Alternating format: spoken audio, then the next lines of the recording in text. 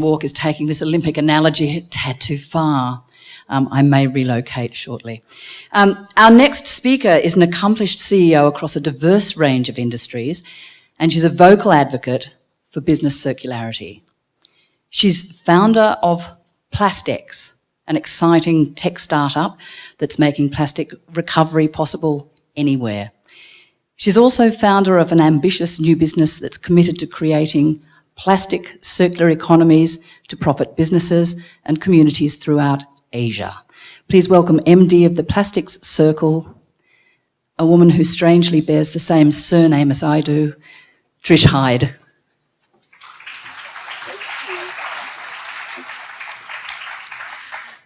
Thank you very much. And yes, there is a family connection.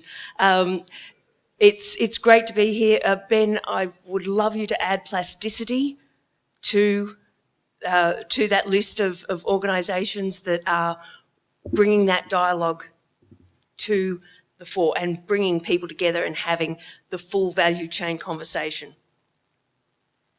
I'm going to be as quick as I can because we are a little bit behind time. So please, you're going to have to keep up with me. Australian, we talk fast. In 2016, I took on a challenge that I didn't have a clue how big it was. I became CEO of the Australian Packaging Covenant. And I was tasked with finding a way to create the circular economy. How naive was I? I didn't know what I was getting into. Fortunately, through that process and working with some great people like Ben Ray, who is here, I learned and discovered so much more that has brought me on this journey. Yes, that was me at the time of realising really what I'd brought into. The key outtake for me from that role was that there is so much that is out there, it's known, and so much dialogue that needs to be had. So this is just a little bit of a background to say that what I'm about to show you isn't something that I've just made up. This came from a great deal of robust analysis. This is the circular economy. This is what we're currently doing. We are trying to fit things in that do not fit.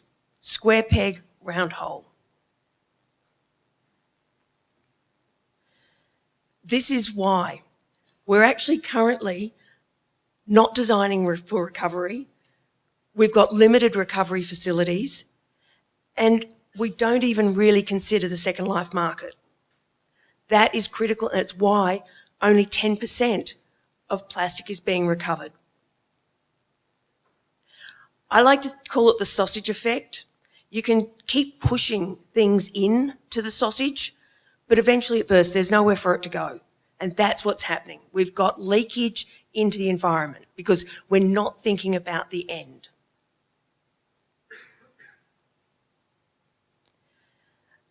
We need to turn the vicious circle into a virtuous one.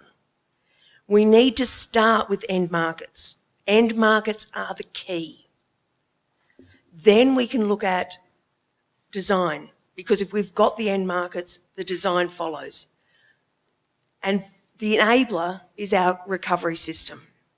Now, this is exactly what Ben just talked about. So smart companies are already doing this. They've got a target for recovered plastic. That's an end market. You create that pull through and suddenly you get the economy working. Brands have committed to recovery. This is a major shift for us because with this we have a demand and we need more demand. We need more companies signing up for recovered content. We also need the innovation where you can design using the recovered content from caps to glasses. And then that means that the recovery industry is the enabler. The market in Asia Pacific is $27 billion US a year. That's the economics worth focusing on. We need to scale for investment and we need to scale for the location. We need to know that we can be appropriate for the location. But we also need to consider labour practices. That's a social aspect that interweaves with the environmental aspect that we do need to talk about.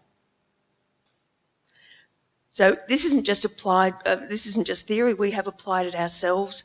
As Gillian mentioned, we've a startup doing PlastX, recovering, it's an online portal to recover plastic, brand owner driven and community supported. So people collect, they get paid, and the brands get quality material out of the environment.